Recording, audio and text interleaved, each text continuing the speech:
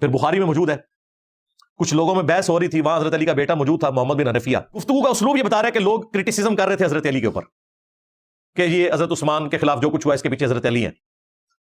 محمد بن حنفیہ کہتا ہے کہ میرے باپ علی ابن ابی طالب نے اگر عثمان کی مخالفت کرنی ہوتی نا تو اس دن کرتے جس دن اس نے رسول اللہ کی لکھی ہوئی تحریر واپس کر دی تھی.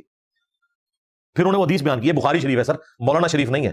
میرے باپ نے اس وقت نہیں حضرت عثمان کو کچھ کہا کہ جب ان کے گورنروں کی شکایت حضرت علی کو کی گئی کہ ان کا کچھ کریں، یہ مال غنیمت میں خرد برد کرتے ہیں، عاملین زکوٰۃ سب کچھ، لوگ تنگ تھے یا انصاف کے ساتھ تقسیم نہیں کرتے.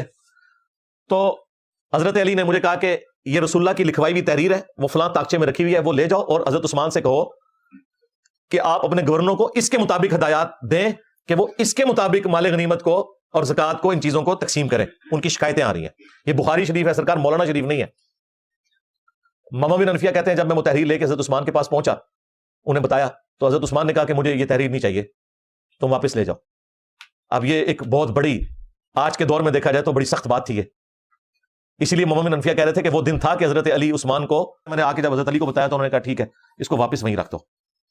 لیکن یہ بہت بڑی بات تھی. اب ہمارے لوگوں نے پتا کہ شرح میں لکھا ہوا ہے کہ حضرت عثمان نے کہا میرے کو فوٹو کاپی ہے، اندازہ کرو اس میں الفاظ ہیں کہ مجھے اس تحریر کی حاجت نہیں ہے.